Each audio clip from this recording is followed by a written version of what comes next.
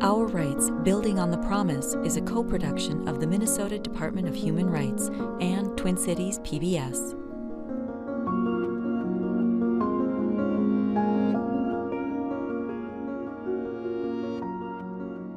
Well, first off, thanks everyone for joining me. I just wanted to have a conversation thinking back as Commissioner of Human Rights. We've seen a lot of change. The department is celebrating its 50th anniversary. I'm curious as it relates to some of your thoughts as it relates to where we are in making progress within our state and where we should be going forward to make sure that we address issues of disparities.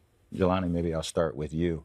I'm curious, when you look around the state, do you think that we're making progress? Do you think we're holding steady? Or do you think that we're taking a step backwards? For someone who's lived in Minnesota since the 90s, I would say that we are making a progress. But through this progress, we're also starting to realize that as we get further into getting more diverse population in both urban as well as rural parts of Minnesota, we're starting to realize that we need to do even more. People are living together, people are working together. Issues are not happening every single day. But because of the fact that this exponential demographic shift is happening, there are going to be struggles, and we have to embrace those struggles. So I'm very optimistic about the future. And I think in the last 5 years, we have made a lot of progress. We had to go through a lot to get to where we have to be. Joan, when you talk about the unemployment rate being very high for people with disabilities within the state of Minnesota, I think that is a big issue. What do you think that we could be doing as it relates to addressing the unemployment disparity for people with disabilities? It's about full inclusion and acceptance of people in our everyday life. And I think that's still difficult for many individuals to be more welcoming and inclusive for all types of people with disabilities, from mental health, intellectual disabilities. I think those two types of disabilities have great difficulty being accepted and being included in the society and employment and being hired. So, Phil, I know that in the last 5-6 years, you have worn a variety of different hats, and you've got your hands in a variety of different human rights issues. So I'm curious, from your perspective, Sure. how are we doing? Well, from Outfront Minnesota's perspective, I think much of the past 6 to 10 years or even longer were dominated by the discussion around marriage equality. We defeated the amendment 2012. We passed marriage equality legislation in 2013. And shortly after that, we had a couple of circumstances that arose within the state where people wanted to not provide services to that couple, what have you. And the department was, I think, very supportive, very responsive in saying, no, this is actually what the Human Rights Act requires. You have to treat your customers fairly without discrimination. So for the most part, we don't see those issues coming up in Minnesota. Where we see the issues in Minnesota coming up is issues and concerns facing transgender people. We have a lot of tools available to us, like a very strong Human Rights Act here in Minnesota, that we're able to use to respond to circumstances. Things have changed significantly for us at the federal level, and some protections that we had envisioned being there are very, very uncertain. We were the first state in the country to protect trans people from discrimination. It's an important legacy, and we need to make sure we defend that. See, you've got a unique perspective on the council because you work with so many immigrant communities. When you take a look at sort of the progress which has been made in the past as it relates to making a place for people, do you think that we're continuing that legacy, or you think we're taking a step back?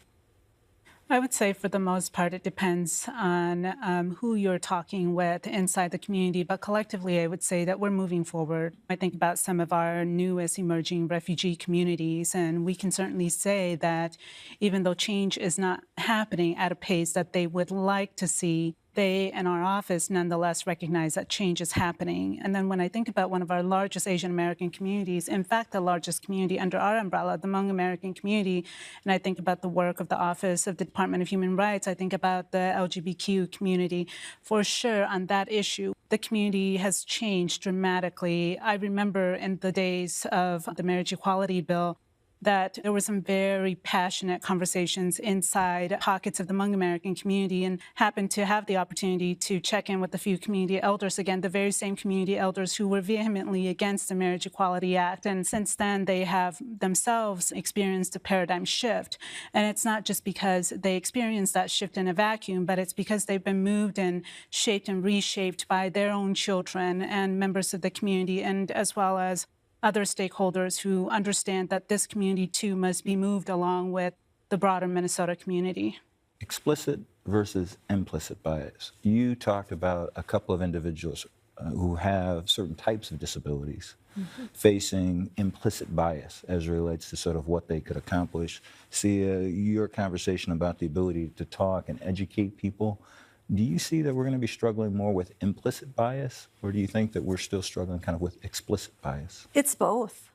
I think it's both. And asking staff thoughts on it and scream loud and clear on both of them.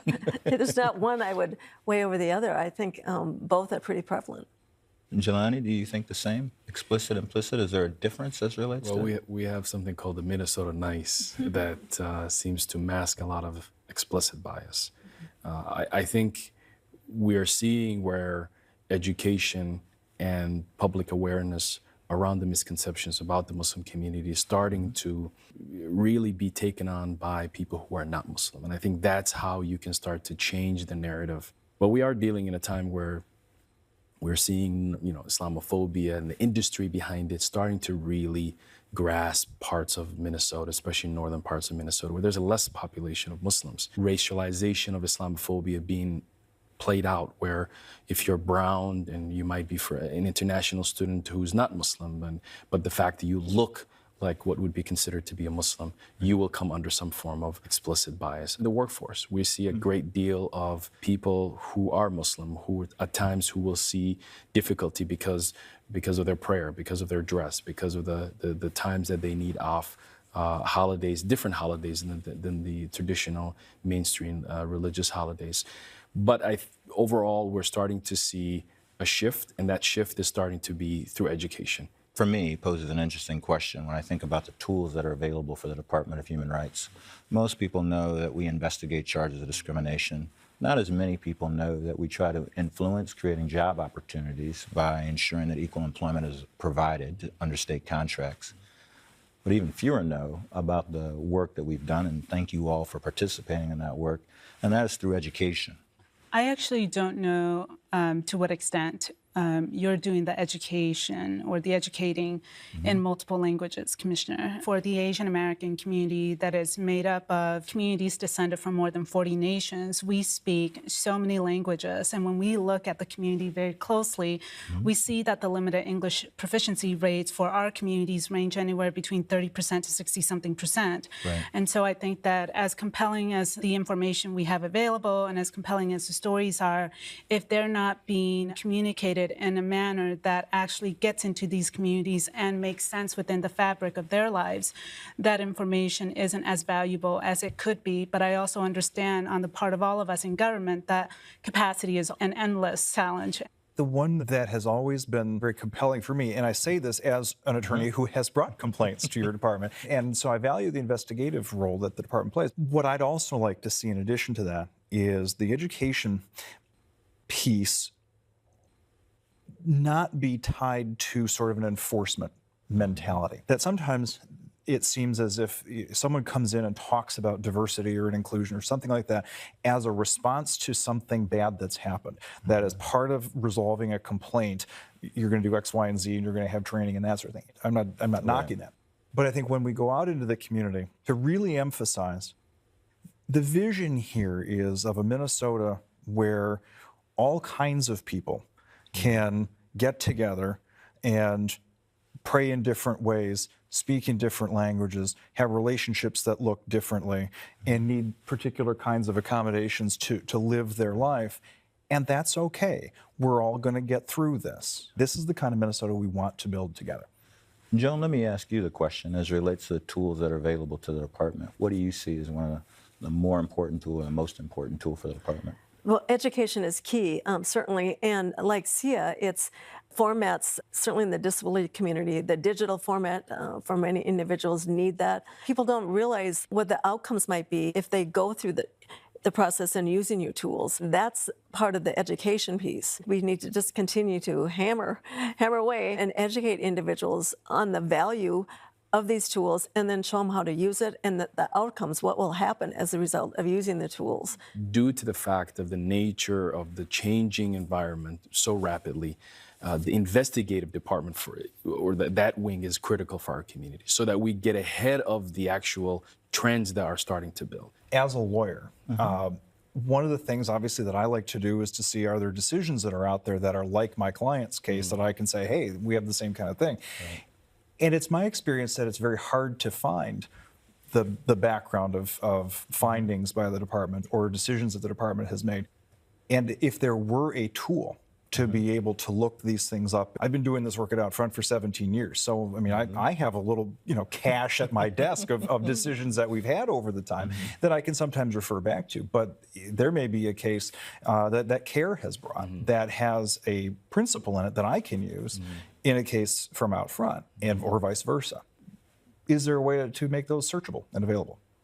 That may be a request that we may have to come to the legislature to be able to have the funding to be able to do that. But that's a really good idea. I really like that idea. Commissioner, I'd add one more thing. I can't underestimate the power of human politics in all of this. And that's the interactions that you as commissioner, and just sometimes the presence, right, that you have inside cultural communities, right? After a while, people don't really need to know what is the official mission statement of your department, right? Like they just know that's the commissioner from human rights, right? And if something happens, the worst thing that happens is we go to the department and we ask, and the department tells us, no, this falls outside of the purview of the department.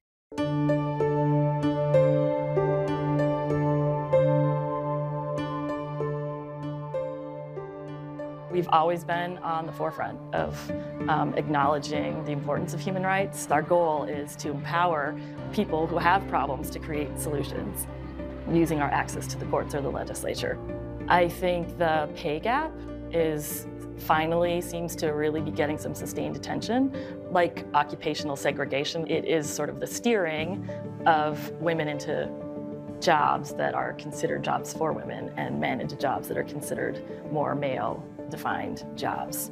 And that is a huge contributor to the pay gap. So, we see a world in the future, hopefully, where those boxes can be torn down so that people can just do what they're best at. And in Minnesota, we have something I like to brag about a lot, which is a state and local government pay equity law. It only applies to public employees, but it requires them to prove that to analyze all the positions and really look at what actual level of skill, effort, experience is required for them. If it has the similar level of education requirement, responsibility, skills, then they should be paid similarly. And so state and local governments have to actually show they're doing that, and that has closed the wage gap substantially for state employees in Minnesota. So I see it as a model that could be taken nationwide, and that is, the people involved in that all talk about it as equity, pay equity. And the Department of Human Rights is an important institution in our state that helps us move toward that goal of our actions matching our intentions.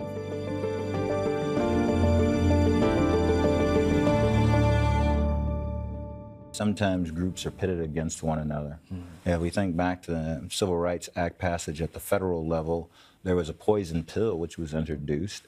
They were thinking that if you introduce legislation which would support giving more rights to women, that some federal legislators wouldn't support the Civil Rights Act. So we've always had this zero-sum game tension. Jelani, let me start with you. How do we break free of that zero-sum game kind of mentality and get to this point where we really shared prosperity? I get asked a lot across the state and wherever I speak to is your community integrated? The reality is, if you actually look across the way here in the Midwest we talk to each other, we thin slice each other too much. We look at each other and we decide. I'm sorry, thin slice? What does that mean? Looking at somebody and making a quick judgment based on the appearance, based on how that person looks, and not really having a conversation, right? So Midwesterners avoid that initial conversation. And if you talk to our community, especially the younger generation, they're as Minnesotan as they get. They probably know that the butterfly is the monarch. Most people, when they talk about what they really want, they just want to live normal. They want to be able to have the same opportunities as anybody else. They don't want to hinder anybody else's opportunities. It's about poverty. It's about class. There are many aspects that make people feel differently about where they're at, who they are. The concept of immigration and refugee. Why are people here? These people have escaped very difficult environments. You got to go fend for yourself, learn the language, figure things out, get a driver license. I think if we humanize each other, we realize we're all in it together. The more we identify each other into smaller pockets, the more we create these thin slicing of each other. We look at each other from very sometimes adversarial or sometimes just confused. Superintendent Willie Jett in St. Cloud told me, which I carry around, and he said, I wish my high school students acted like my kindergartners. And he was showing this picture of these young kids who play with each other, who don't see those barriers. But in high school, they live into parallel worlds. We not only go out and intentionally educate other groups about who we are as individual ethnic groups and then who we are as a collective community, but as we are out and about in our communities, we're very intentional about making statements that provoke introspective reflections, because I would be the first one to say that upon arrival at the airport, which is what most refugees in the Asian American community first see, their first impression of America is the airport, not the Statue of Liberty and all of that stuff. Upon arrival, people don't check their values and their views about other people who may have different skin color. We can talk about the black and white paradigm, but we also have to be honest with ourselves and check our own values and our own perspectives. Continually educate our communities and deconstruct the assumptions that they have made about one another and the fears, the foundations upon which they house their fears about other groups. We have to be intentional about educating them that if another group is increasingly doing better, it does not mean that it's taking resources away from them. And then where the Asian American community is concerned, I think the entire community, particularly amongst the younger Asian Americans, we have been increasingly more cognizant of our shared responsibility for demystifying the model minority myth. And that's a must for this community as we continue to explore how we're going to advance equity and address the root causes of disparities. Joan, I know you and I have been in conversations as it relates to the cost of providing accommodation. And it never seems like there's enough money to provide accommodations and thinking on the front end. How do we break out of that zero-sum game kind of mentality? The only way some of us are going to get on the equal playing field with everyone is with an accommodation. And it's education and awareness of how with just a little bit of an accommodation that many people can work and do good work and of value, showing people what accommodations are and what the cost level is, because many of them aren't that expensive. You see people with disabilities of all sorts out in the community now, and that's a good thing.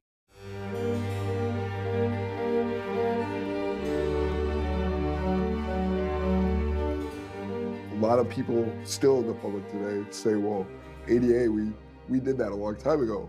What's next? Well, in terms of access and awareness about disabilities, there's still so much more.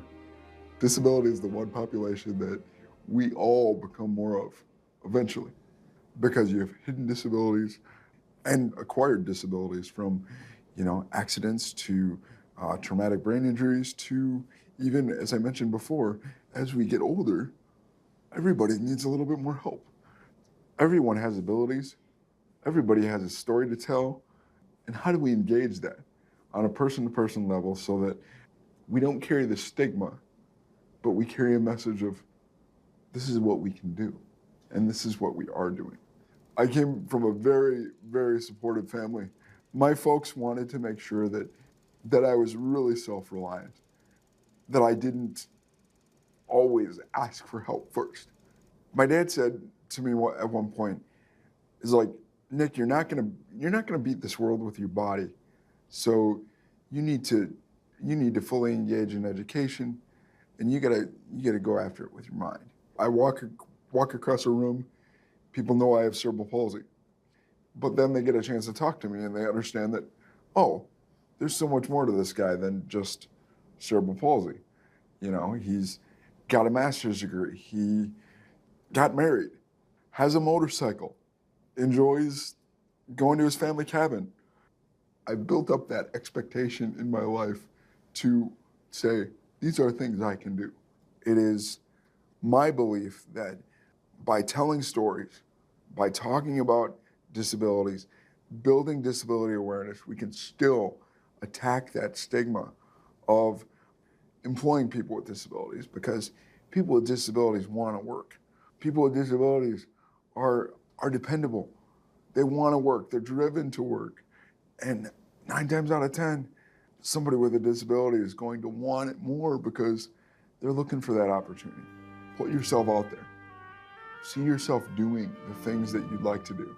And if you're able to do that on a regular basis, you can really make the strides that we still need to see happen today.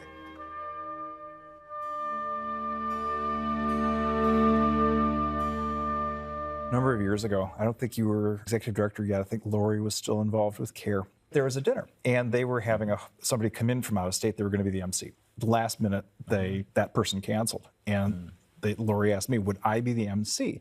And I'm thinking about this person as not the guy MC. wearing the tie. Not the no, certainly not a tie. Although I think I did wear a tie that night. To be the MC, I mean, I'm not Muslim. You know, the bulk of the people there are going to be people of color. Are they going to listen to me? I started by saying something to the effect of, I'm here because as a member of the LGBT community, I know what the experience is like to be stereotyped, to be called the threat, to be told we need to keep up barriers because keep these people out and treat them differently. The experiences are not the same, not exactly the same. But I know enough to know that I have that in common with you. And I'm proud to stand here. I'm a Unitarian. I'm here because of my faith. And I'm delighted to be a part of this event. And as far as I know, nobody keeled over, which was great. But I think it's being able to relate to another. And that means making yourself vulnerable. I didn't know what it was going to be like to stand in front of a room, the bulk of whom would be Muslim people, and come out as a gay man. I didn't know what that was going to be like. And it was perfectly fine. They keep having me back, so there you go. It's not about us hosting an event and inviting people to it and then telling stories then, right?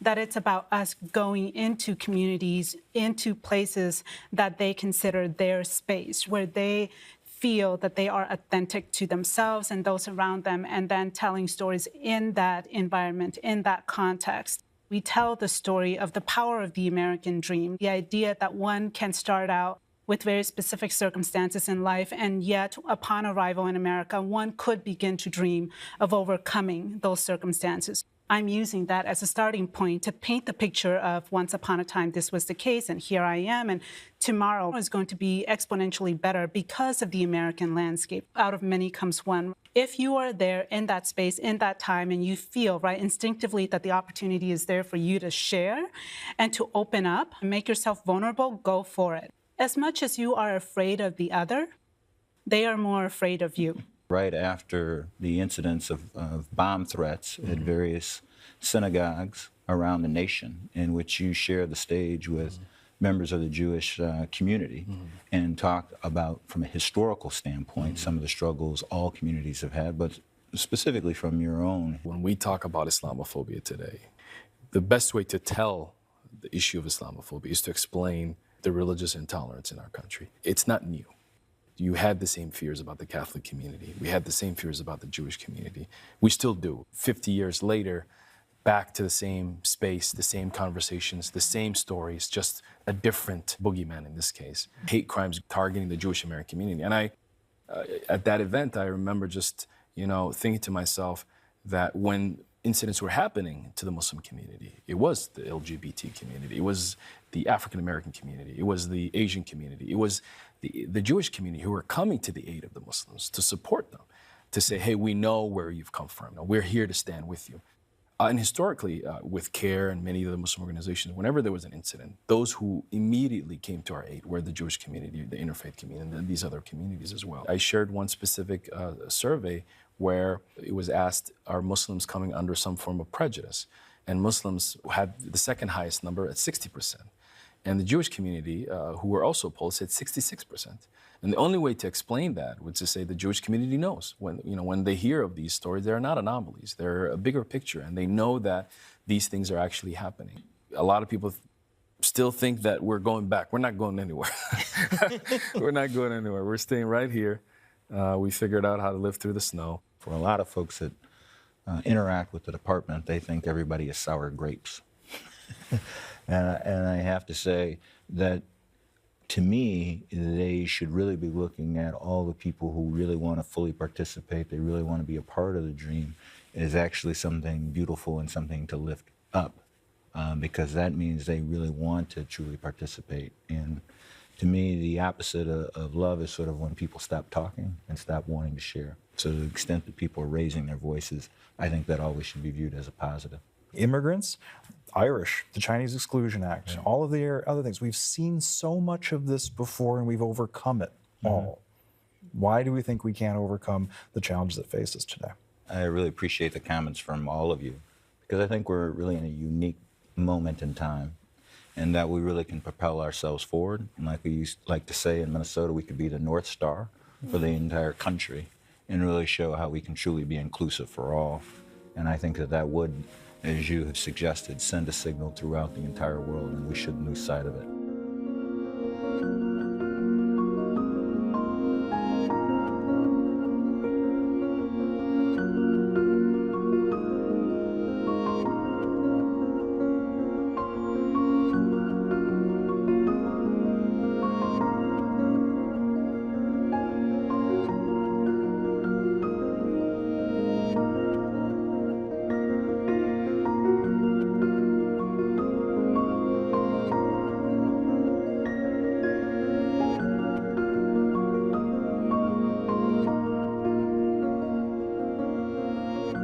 Our Rights, Building on the Promise is a co-production of the Minnesota Department of Human Rights and Twin Cities PBS.